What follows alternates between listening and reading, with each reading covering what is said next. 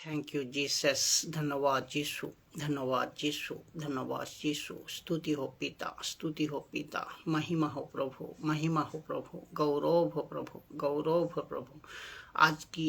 আজকের যে বিষয় আমি উপস্থিত সবাইকে স্বাগত করতেছি।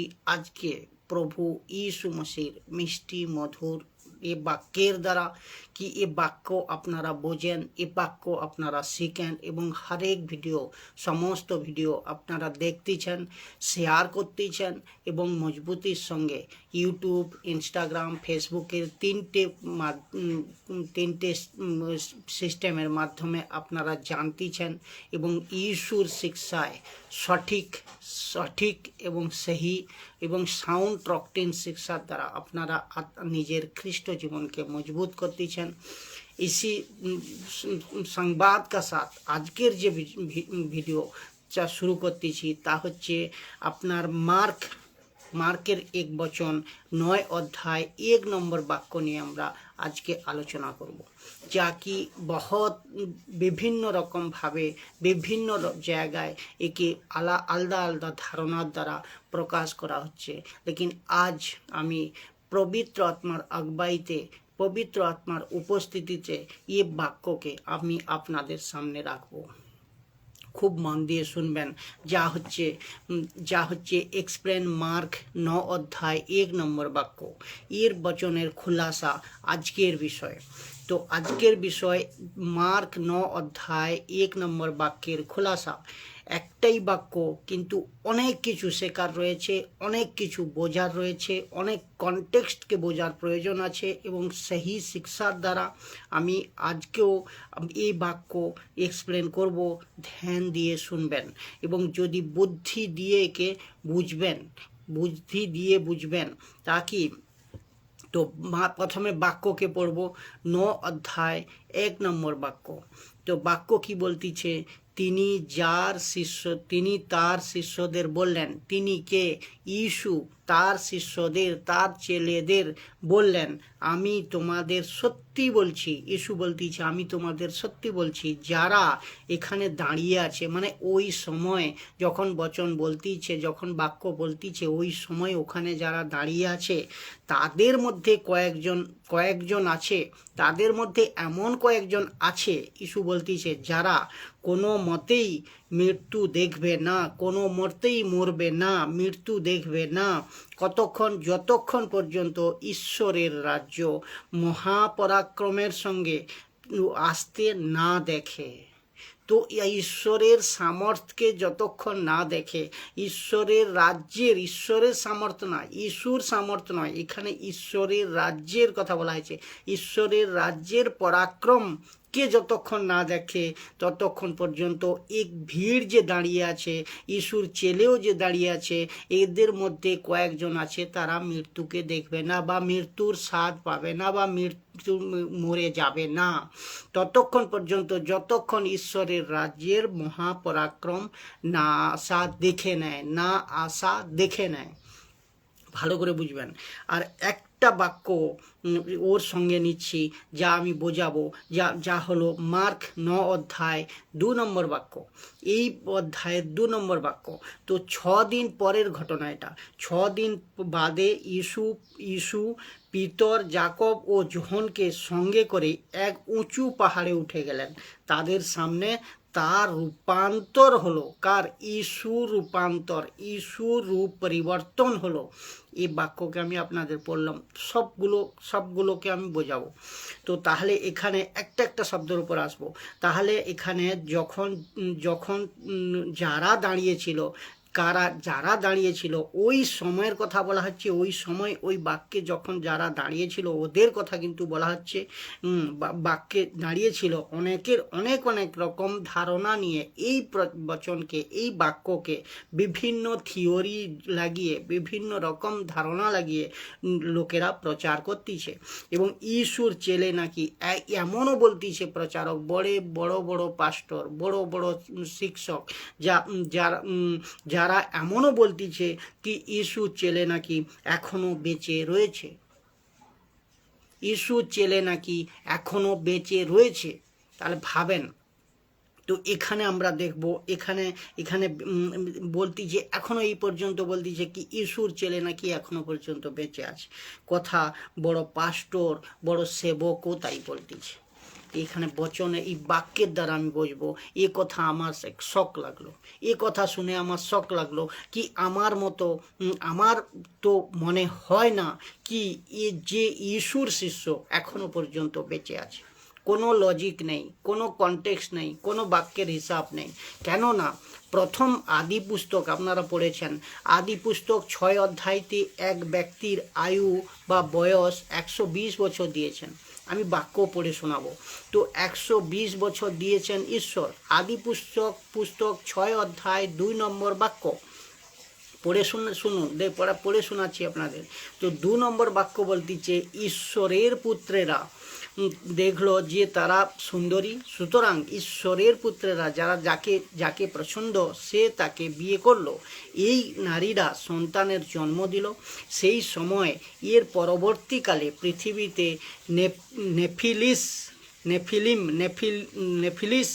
নেফিলিম জাতীয় মানুষরা বাস করত। নেফিলিম জাতীয় মানুষরা বাস করত সেই সময়। প্রাচীনকাল থেকেই নেফিলিমরা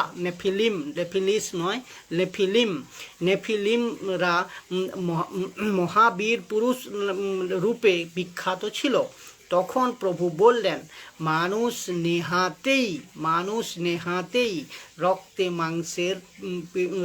মাংসের পীড়িত হতে, মানুষ নেহাতেই, এখানে লেখা আছে মানুষ নেহাতেই রক্ত মাংসের জীব মাত্র, মানুষ নেহাতেই রক্ত মাংসের জীব মাত্র, ওদের দ্বারা আমি আমার আত্মাকে মানে ঈশ্বরের আত্মাকে চিরকাল পীড়িত হতে দেব না। আমি ওদের 120 বছর করে আয়ু দেব। তো উৎপত্তির এ অধ্যায় অনুযায়ী এই প্রথম যারা এরকম বলতেছে এ বাক্য অনুযায়ী কিন্তু এতে কোনো মতো ম্যাচ হবে না কি 120 বছরের উপর কারো কেউ বেঁচে থাকেনি। তো এর মতে এই বাক্য যা বলতেছে, তো প্রথম আপনার প্রশ্নের উত্তর আপনি পেয়ে গেলেন কি 120 বছর বাঁচতে পারে না। এবং কেন তারা মৃত্যুকে দেখবে না? যতক্ষণ না ঈশ্বরের রাজ্যের সামর্থ্য অনুসারে, মহাপরাক্রম অনুসারে ঈশ্বরের রাজ্য না আসে, ততক্ষণ পর্যন্ত এরা কেন মৃত্যু দেখবে না, এর কারণ আমি বলতেছি। তো বলতেছি এটা প্রথম পার্ট গেল। তাহলে ইসুর কোনো শিষ্য এখনো পর্যন্ত বেঁচে নেই, এটা প্রমাণ হয়। তো আর ঈশ্বর নিজের বাক্যের বিরুদ্ধে কোনো রূপ কাজ করবে না, এটা ভালো করে বুঝে রাখেন। কিন্তু ঈশ্বর নিজের বাক্যের বিরুদ্ধে কোনো কথা বলবে না, কোনো কথা বলতে পারে না। যা বাক্যে লেখা হয়েছে ওই মতোই সব কিছু হবে। তো এটা আপনাকে ধ্যান রাখতে হবে। 120 বছর আয়ু দিয়েছে মানুষকে, আপনাকে বুঝতে হবে। তাহলে ওখানে ওই সময় কে দাঁড়িয়েছিল এই জিনিস আমাকে দেখতে হবে। তো এখানে মার্ক যে 8 অধ্যায় 34 নম্বর বাক্য দেখেন, মার্ক 8 অধ্যায় 34 নম্বর বাক্য দেখেন, এর ঠিক আগের অধ্যায় বাক্যের কনটেক্সট দেখলে এই মানে ওই মার্ক 9 অধ্যায় এক বাক্যের আগের অধ্যায় হচ্ছে 8 অধ্যায় 34 নম্বর বাক্য, লেকিন কনটেক্সটে একই গতিতে কিন্তু ইসু বলে আছে। আর শুরু হচ্ছে মার্ক 8 অধ্যায় 34 নম্বর বাক্য থেকে। দেখেন এর ঠিক আগের অধ্যায়ের বাক্যের কনটেক্সট দেখলে আপনি বুঝতে পারবেন। কেননা কিছু লোক বলে কি কনটেক্সট চ্যাপ্টারে লেখা আছে, অধ্যায়ে লেখা আছে, লেকিন কিন্তু এরকম কোনো নয়। কেন 16वीं সদি সালে তো কনটেক্সট বলে কোনো চ্যাপ্টার বলে কোনো কিছুই ছিল না, অধ্যায় বলে কোনো কিছুই ছিল না, কোনো প্রকার অধ্যায় ছিল না, শুধুমাত্র কিতাব ছিল, শুধুমাত্র বই ছিল, আর যে লিখেছে তার নাম ছিল। যে লিখেছে তার নাম থাকতো। তো 16वीं सदी 1600 সালের সময়ে এই সব যে চ্যাপ্টার বা যেমন এই সব চ্যাপ্টার বলতে মার্ক, লুক, যোহন, মথি এবং আপনার যতগুলো চ্যাপ্টার আছে এ 16वीं সদিতে কিন্তু বন্টন করা হয়েছে। 16वीं সদিতে কিন্তু এগুলো বন্টন করা হয়েছে। এর আগে ছিল কোনো চ্যাপ্টার ছিল না, কোনো অধ্যায় ছিল না, শুধুমাত্র বই ছিল এবং কে লিখেছে তার রেকর্ড ছিল। তাহলে মার্ক 34 8 অধ্যায় 34-এ কি বলতেছে দেখবো আমরা। এরপর তিনি শিষ্যদের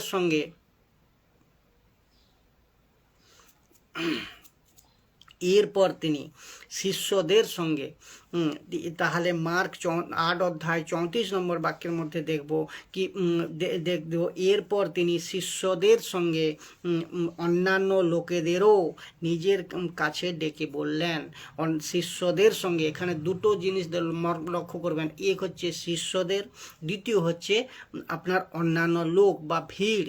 তো শিষ্য আর অন্যান্য ভিড় এই দুটো কিন্তু পার্সন এখানে পাওয়া যাচ্ছে। তো নিজের কাছে ডেকে বললেন।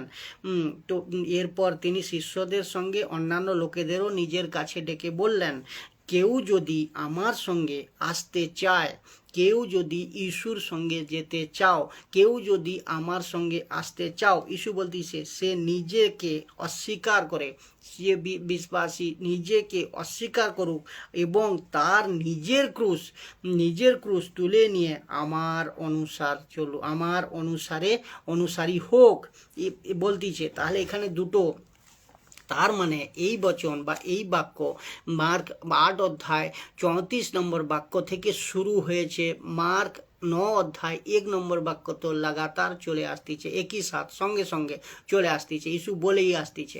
তাহলে এবার আমরা বুঝবো যে এই বাক্য থেকে শুরু হয়ে একই সঙ্গে ইস্যু বলে আসতেছে কি মথি 9 অধ্যায় 1 নম্বর বাক্য পর্যন্ত সাথে কিন্তু চলতেছে কথা।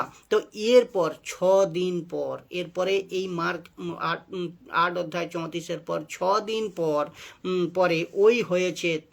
কি হয়েছে 6 দিন পর? ওই রাখবো। তাহলে এখানে যারা দাঁড়িয়েছিল, এক ছিল ইস্যুর শিষ্যরা,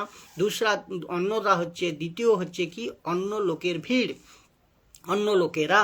তো ইস্যু মসিহ এরকম প্রভু ইস্যু এরকম কেন বলতেছে? কেউ এরকম ভিড়ের মধ্যে রয়েছে বা কেউ ওদের শিষ্যর মধ্যেও হতে পারে, কেউ এমন কি ইস্যু মসিহ এরকম কেন বলতেছে? কেউ এরকম হবে যতক্ষণ না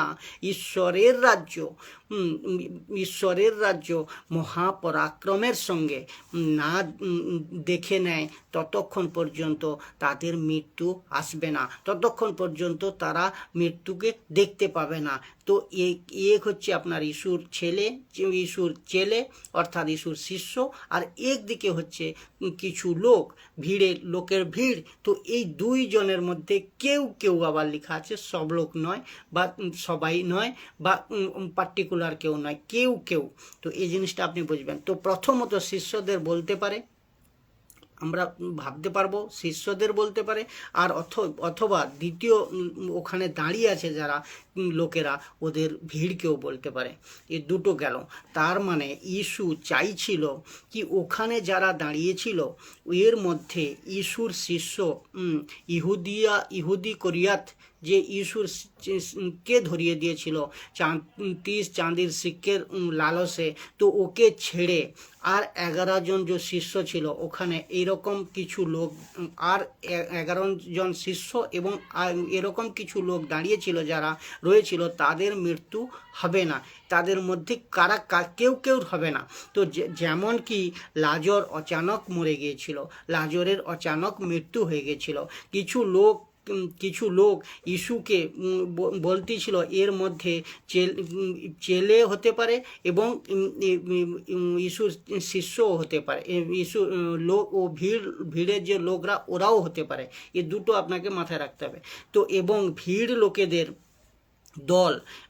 লোকেদের দলও হতে পারে, ইয়া ইস্যুর শিষ্যরাও হতে পারে। তো এই কথা বলার পিছনে প্রভু ইস্যুর 3 কারণ হতে পারে। এই 3 কারণ আমি আপনাদের সামনে রাখবো। 3 কারণ হতে পারে। এক হচ্ছে মার্ক 9 অধ্যায় 2 নম্বর থেকে, যেখানে বলতেছে কি 2 নম্বর অধ্যায় বলতেছে কি 6 দিন বাদ ইসুর রূপ পরিবর্তন অর্থাৎ রূপান্তর হওয়া। লেখা আছে 6 দিন বাদে ইসু পিতর, যাকব এবং যোহনকে সঙ্গে করে এক উঁচু পাহাড়ে উঠে গেলেন ও তাদের সামনে তার রূপ পরিবর্তিত হয়ে গেল। এর মানে বাক্য মার্ক 9 নম্বর অধ্যায় 1 নম্বর বাক্য থেকে বাক্য 9 নম্বর অধ্যায় 2 নম্বর বাক্য পর্যন্ত গ্যাপ রয়েছে, আর গ্যাপটা হচ্ছে কত দিনের? 6 দিনের।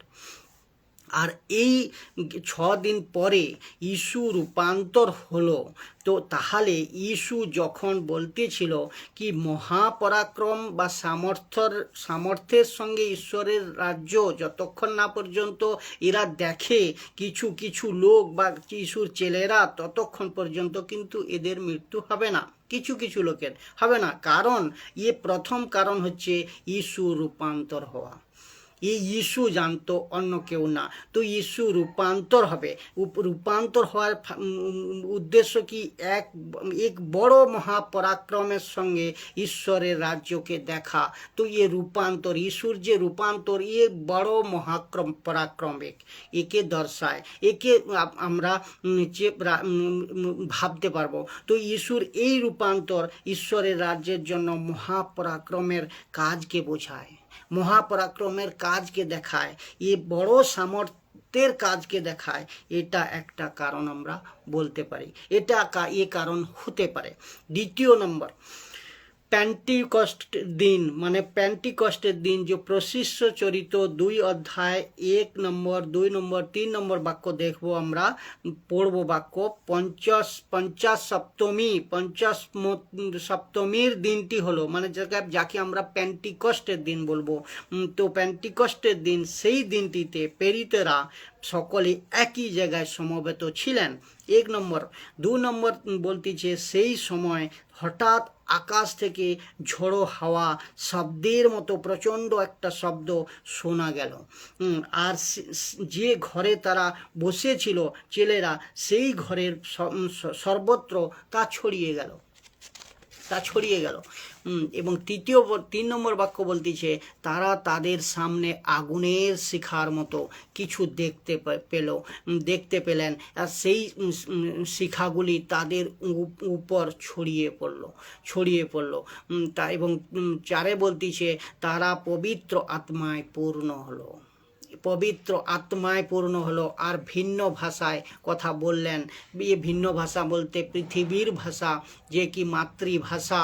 তো জিব্রিশ নয় বা রাবা সাবা নয়, তো পৃথিবীর ভাষায় কথা বলতে লাগলো। এবং পবিত্র আত্মাই তাদের এইভাবে কথা বলতে শক্তি দিলেন। তার মানে প্রভু ইসু কথা বলেছিল কি যেদিন পবিত্র আত্মা নিচে নামবে বা উতরাবে, ওই দিন তোমরা সামর্থ্য পাবে, ওই দিন তোমরা বল পাবে, ওই দিন তোমরা শক্তি পাবে।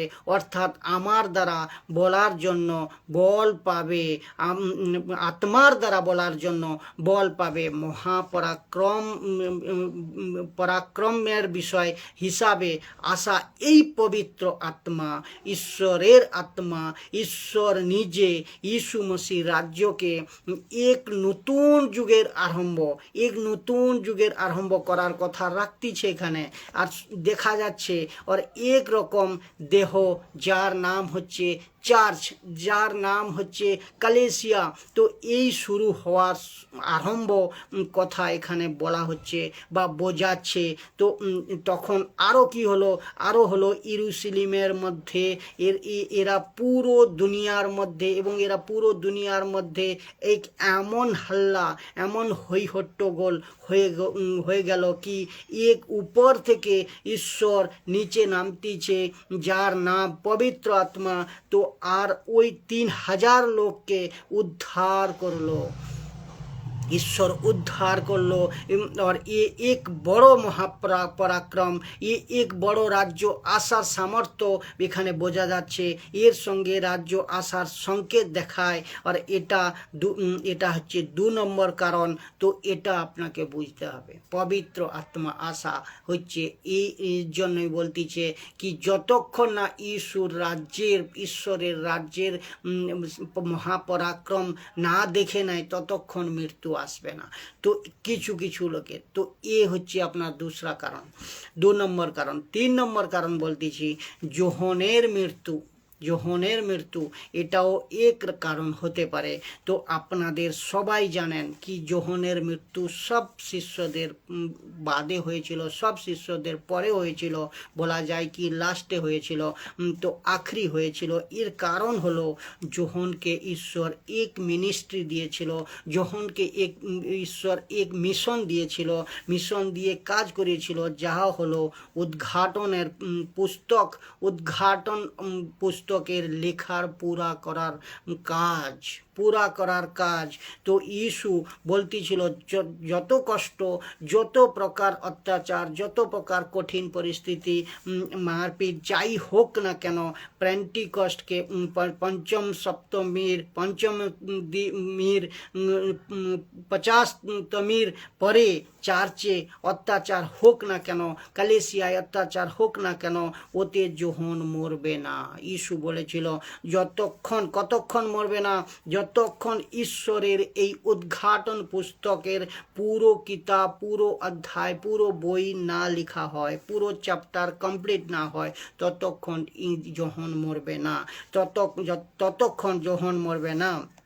আর এসব ঘটনা সামর্থ্য और बल सहित महापराक्रमेर सहित ईश्वरेर राज्य काज के देखाচ্ছে, ईश्वरेर राज्येर काज के देखाচ্ছে, ईशुके नय, ईश्वर के नय, किन्तु ईश्वरेर राज्य के महापराक्रमे आसार যতক্ষণ না দেখে নেয় ততক্ষণ কিন্তু মরবে না, কিছু লোক মরবে না।